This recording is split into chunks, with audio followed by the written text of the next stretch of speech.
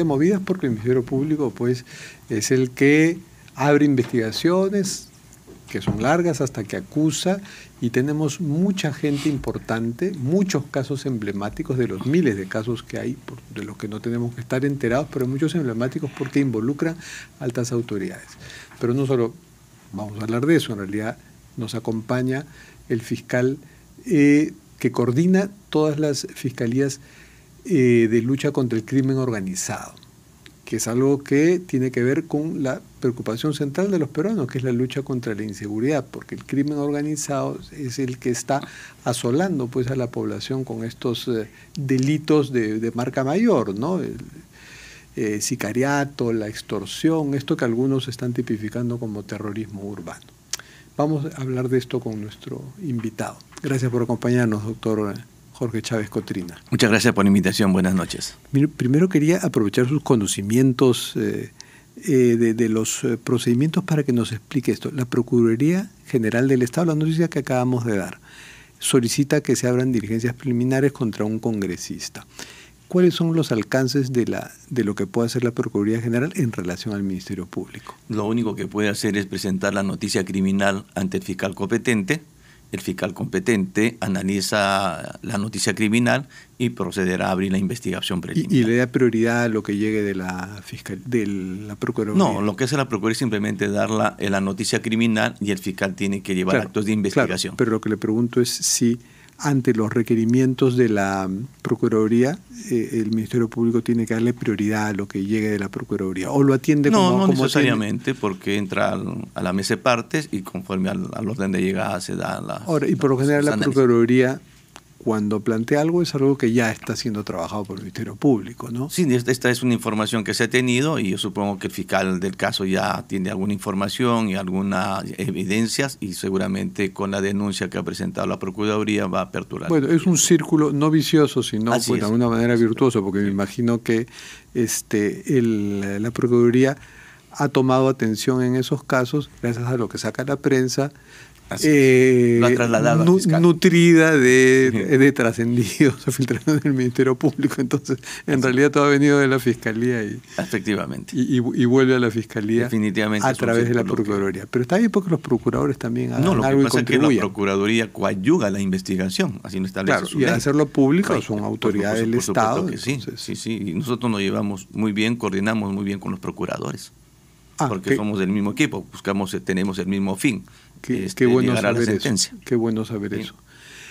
¿Y qué nos puede contar de su área? Que es muy importante porque tiene que ver con las grandes organizaciones que a veces mejor organizadas que el Estado, ¿no? Que están cometiendo pues los crímenes que más repercuten en la población. ¿Cómo va, por ejemplo, la lucha contra el Tren de Aragua, sus facciones? Bueno, la Fiscalía de Crimen Organizado, la cual tiene competencia a nivel nacional, estamos afianzando nuestro trabajo conjuntamente con la Policía Nacional para enfrentar a la criminalidad organizada en todas sus modalidades, desde el narcotráfico, trata de personas, el tráfico de armas, que hemos tenido un mega operativo en la madrugada de hoy, donde se han incautado más de 300 armas que se han salido del mercado, y eso es importante. Y una de ellas han identificado que se habría utilizado en el atentado terrible, ¿no? Que terminó con su asesinato del ex candidato a la presidencia ecuatoriana, Fernando Villavicencio. Así es. Lo que ocurre es que la policía de Ecuador, después de esta desgracia que ocurrió, hacen unos operativos, detienen a 5 personas con armas largas y obviamente incautan esas armas. Una de esas armas que se incautan estas personas proviene del Perú, es decir, fue importada por la empresa El Cazador, que el día de ayer ha sido intervenida y esa arma finalmente cayó en esa empresa El Cazador tenía la pantalla de que importaba armas para cazadores, pero en realidad estaban en un negociado del mercado ilegal de armas. Efectivamente, son empresas constituidas legalmente, importan las armas legalmente. Una vez que ingresan las armas a la SUCAMEN, ellos buscan a terceras personas como prestanombres, les hacen todo el trámite para sacar la licencia, luego venden la licencia ficticiamente, estas personas prestan nombres y esta persona presta nombre,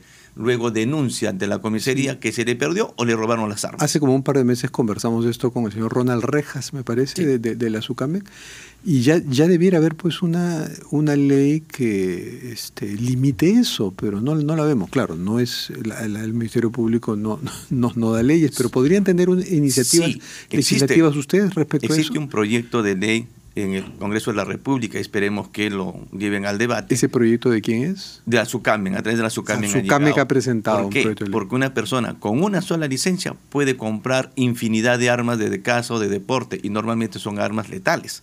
Entonces, en el proyecto de ley es que se debe restringir a determinado número, porque imagínese usted, uno de los prestanombres de estas empresas, con una licencia ha comprado más de 70 armas. O Y sea, esas ahí hay 70 una armas mafia, se han ido pues. al Ahí hay una mercado mafia, lícito. además para un mercado y un uso porque también es cuestionable, porque para Claro. matar animalitos por Efectivamente, deporte. así es.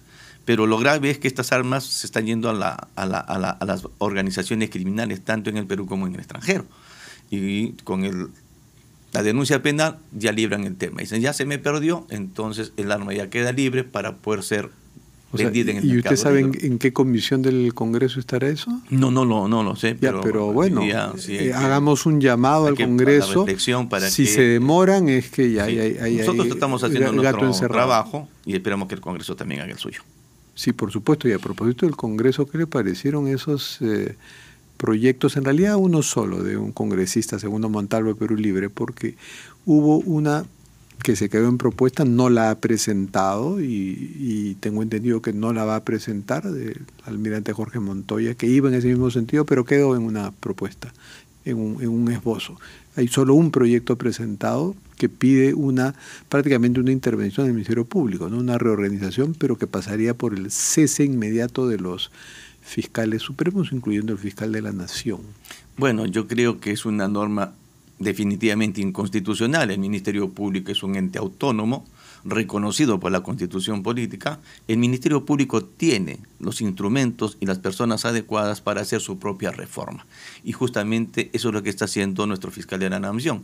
Ya ha nombrado una comisión para reformar, modificar, dictar una nueva ley orgánica del Ministerio Público, porque nuestra ley orgánica es de 1981. ¿Esa comisión la forman solo fiscales? Sí, está Es presidida interna. por la doctora Delia Espinosa y es un grupo de fiscales con mucha experiencia para modificar nuestra ley orgánica. Incluyendo fiscales superiores. Sí, ¿Está usted también? No, hay varios fiscales de todos los niveles, provinciales, adjuntos superiores, supremos y superiores también. Para que haya esta Exactamente. multidisciplinaridad interna, digamos, que todos puedan hablar y Que todos se puedan recojan la opinar. experiencia de todos. Sí, lo que ocurre pues que nuestra ley orgánica es desde el 81 está desfasada, porque tenemos un nuevo proceso penal. Por ejemplo, en el nuevo proceso penal, la estructura de las fiscalías ha cambiado. En el 81, pues es el titular de la investigación, Claro. Ni siquiera eran ustedes, Exactamente. ¿No? Y además que éramos una fiscalía pequeña, ahora somos una fiscalía que tiene más de 9.000 fiscales y más de 15.000 personas administrativas. Tienen Ya es un más, mundo. más que el Poder Judicial. Claro, mucho más, porque nosotros, por ejemplo, por un juez tenemos 10 fiscales. Entonces, ahora, por ejemplo, hablamos del fiscal superior gestor, hablamos de las fiscalías corporativas, hablamos de los coordinadores nacionales, tenemos especialidades, y esos temas no están en nuestra ley orgánica. Claro, pero... Se tiene que actualizar.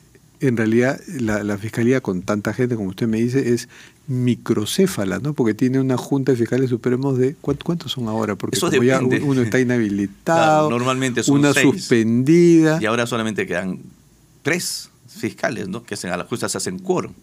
Entonces, y que se investigan entre ellos. Claro, son 4 con el fiscal de la Nación, ¿no? Lo que ocurre es que uno de los grandes cambios que debe tener nuestra ley orgánica, y esa es una opinión mía personal, es que el fiscal de la Nación ya no debe investigar.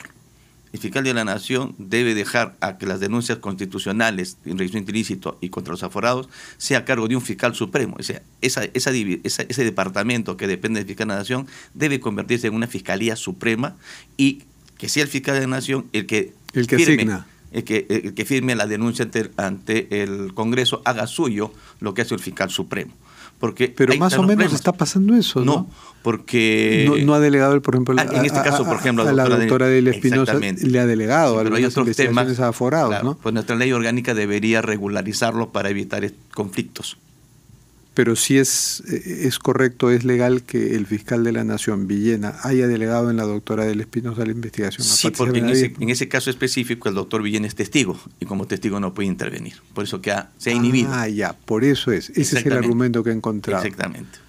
Por eso nosotros creemos que esa división que tiene el fiscal de la Nación de investigar aforados y enriquecimiento ilícito debe convertirse en una Fiscalía Suprema. Pero nos haría bien para todos y en especial para ustedes que hubiera más fiscales supremos, ¿no? Definitivamente. Para no estar pendientes y dependientes de que uno pues se enferma o uno lo investigan y se queda coja. Además sería más operativo. Deberíamos tener un fiscal supremo en crimen organizado, un fiscal supremo en corrupción, un fiscal supremo en lavado de activos, por ejemplo. Claro, el Poder Judicial tiene menos población y son 20 supremos. 20 supremos, ¿no? Entonces creo que eso daría una mayor pluralidad de fiscales supremos para poder llevar a cabo las de hecho, esta comisión que ha tenido a bien nombrar el fiscal Villena debe, entre otras cosas, concluir en una forma, en una metodología para ampliar la base de fiscales superiores. Definitivamente. Ya tenemos varios proyectos de ley orgánica. Y que fiscales superiores, como usted, por ejemplo, es comentario mío, no tiene que responderme, pase a ser fiscal supremo. Es un comentario suyo. Es que yo no puedo ser fiscal supremo. Ah, no. No, yo tengo impedimento legal. ¿Por qué? Porque mi primo hermano es fiscal adjunto superior titular y el fiscal supremo no puede tener familiares hasta el cuarto grado de consanguinidad a nivel nacional. Hasta que pase a retiro. Obviamente. Y mi primo es menor que yo, así que va a estar... Uy, o sea, su primo lo atrasó. No, hemos ingresado juntos al Ministerio Público hace 30 años, además. O sea que estamos haciendo una carrera paralela, cada uno en su fiscalía, pero mi carrera en el Ministerio Público concluye como fiscal superior. Ah, mire, no conocía esos impedimentos, pero bueno, así es. Así es la vida. Así es la vida y así son los lazos. Sí, además en el cargo que estoy muy contento porque creo que estamos poniendo nuestro granito de arena para luchar contra la criminalidad que nos está azotando. Y yo quiero aprovechar sus cámaras y dirigirme al presidente de la República, al ministro de Economía, que nos haga el favor de aprobar el crédito adicional para que la Fiscalía pueda trabajar y sea operativa, porque estamos pasando momentos muy difíciles, no tenemos peritos. Imagínese usted, hemos hecho un operativo el día de hoy, se han incautado celulares, esos celulares se tienen que leer, tienen que pasar a los peritos, no lo tenemos. No tenemos la tecnología. Por ejemplo, tenemos escuchas telefónicas. Los delincuentes normalmente niegan su voz. Tienen que pasar por una pericia que se llama fonética o acústica para determinar que es su voz. Tampoco tenemos los peritos suficientes ni tampoco los software. ¿Y la policía puede ayudar con También lo tiene, pero la policía pues apoya a nivel nacional. Y entonces imagínense cuando nosotros vamos donde el perito con un celular y decimos necesitamos que se levante la información con mandato judicial obviamente, nos dice para diciembre porque por mira cierto, la cantidad. Hubo una necesaria polémica cuando salió un decreto de emergencia donde parecía el decreto con ciertas ambigüedades querer devolver a la policía la titularidad de la investigación. Sí, pero que ese decreto tiene, yo digo una trampa. ¿Por qué? Porque es contradictoria entre sí. Por ejemplo, ese decreto dice que la policía lleva actos de investigación y que el fiscal las convalida.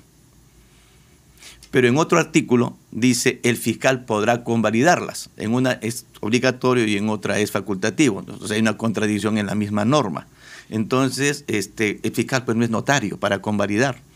El fiscal no puede convalidar un hecho que no ha percibido. Imagínese usted que a mí me ha pasado por experiencia en un operativo cuando era junto, encontraron como 50.000 quetes de droga. La policía llegué y me dijo, convalídeme usted el hallazgo, pero yo cómo voy a convalidar, ha habido más, no había detenido. ¿De dónde vendría esos quetes? O sea, no me consta, no lo puedo convalidar. Yo participaré en la diligencia de pesaje y de lacrado y análisis químico, pero en el hallazgo no, porque yo no he estado. No me consta, fueron más, fueron menos. Entonces, además la policía no necesita que el fiscal le convalide sus actos porque es una autoridad.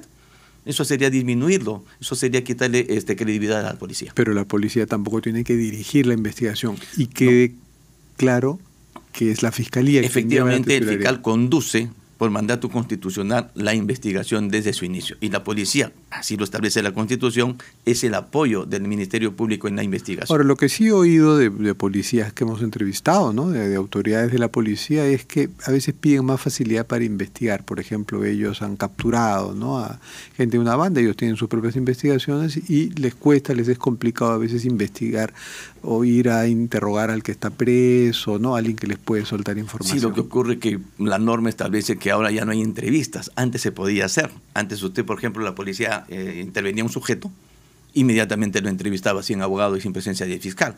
Pero las normas han cambiado, es el derecho a la defensa, se violenta el derecho a la defensa. Ahora cualquier entrevista tiene que ser en presencia de su abogado, porque si no, esa declaración, que puede ser una fuente de prueba, simplemente es prueba ilícita, porque se está violando su derecho a la defensa. ¿Y ese garantismo ustedes lo respetan? Definitivamente, porque es bueno que las personas cuenten, obviamente, con las garantías de una defensa legal, ¿no? Para evitar justamente abusos, independiente de que sean culpables o no.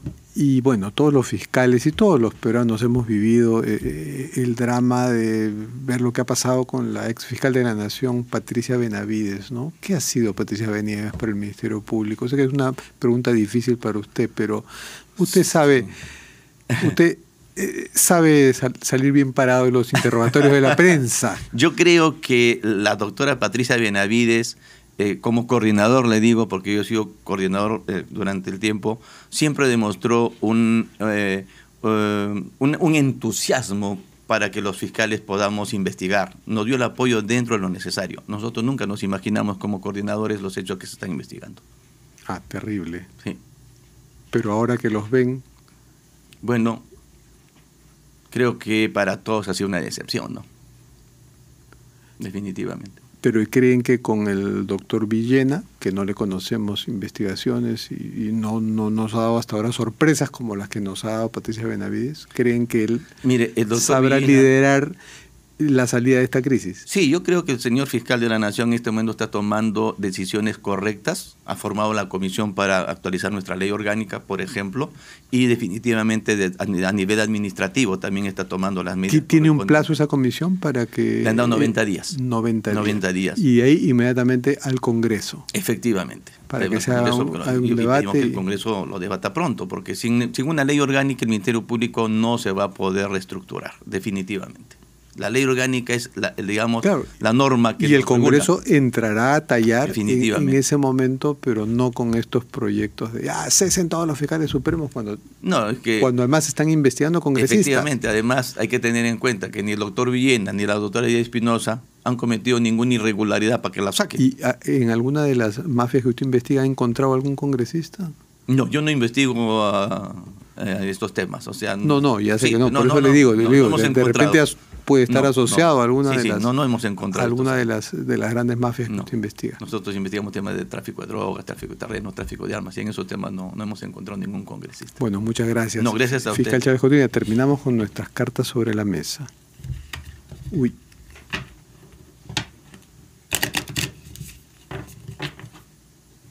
Puede partir, por favor, y escoger una carta. ¿Qué dice la carta? El fracaso es una oportunidad para empezar de nuevo con más experiencia. Una frase de Henry Ford. Sí, la carta es un recuerdo del programa. Ok, muy amable, muchísimas gracias. Muchas gracias, fiscal Chávez Cotiña.